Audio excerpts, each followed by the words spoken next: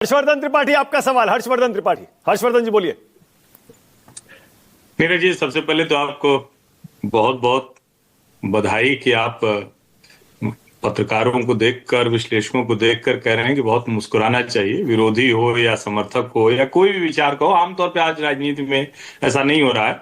सिर्फ जो मन का बोले उसी पत्रकार को देख के लोग मुस्कुराते हैं। तो सबसे पहले तो आपको बधाई कि अभी भी आप ये, और शायद ये Nitish Kumar school of politics है, इसीलिए नीतीश सबके हैं, चलता है। अब मेरा सवाल जो आपसे है, जिसको आप बार बार कह रहे हैं और मैं इसको फिर से दोहरा रहा हूं, मेरा ये मानना है कि नीतीश कुमार जी ने अपनी विरासत का पूरा प्लान तय कर लिया है। मतलब इसको मैं दोहरा रहा हूं और इसको एक लाइन और जोड़ता हूं कि मुझे जरा ये भी बताइएगा कि क्या निशांत कुमार के नाम पर जेडीयू में अभी तक कोई सहमति नहीं बनी है? क्योंकि चुनाव वो नहीं लड़े, चुनाव से ठीक पहले वो बहुत सक्रिय थे। संयोगवश मैं पटना में था तो वहां मैंने देखा कि बहुत उनकी सक्रियता थी पहले, अभी चुनाव के वक्त तो नहीं जा पाया हूं। क्या कोई योजना है जनता दल यूनाइटेड की निशांत कुमार को राजनीति में लाने की? क्योंकि इस मसले पर आप कई बार मानक ने पूछा और आप जवाब दे चुके हैं कि नीतीश जी के अलावा कोई नहीं होगा।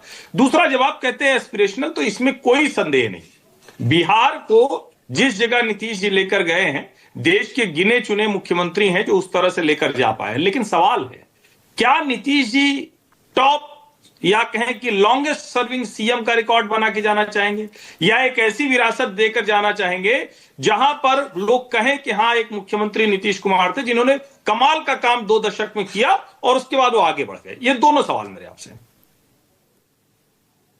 पहला तो कि निशांत के बारे में मैं आपको स्पष्ट कर दूं कि निशांत ने 5 स्टेटमेंट दिया, वो मास्टर स्ट्रोक स्टेटमेंट।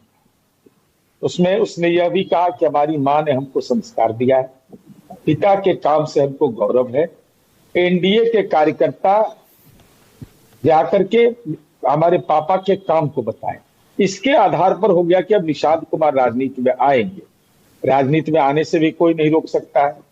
लेकिन मेरी जहां तक जानकारी है, यह भी कार्यकर्ताओं की दिलो जान से इच्छा है, मैं ऑन रिकॉर्ड बोल रहा हूं, कि निशांत सक्रिय राजनीति में आए।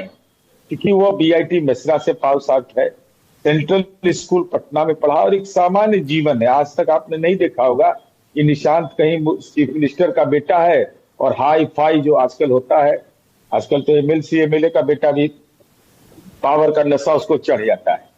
लेकिन निशांत अब तक नहीं, ये ट्रैक रिकॉर्ड है। लेकिन मैं आपको फिर बोल रहा हूं कि आम जनता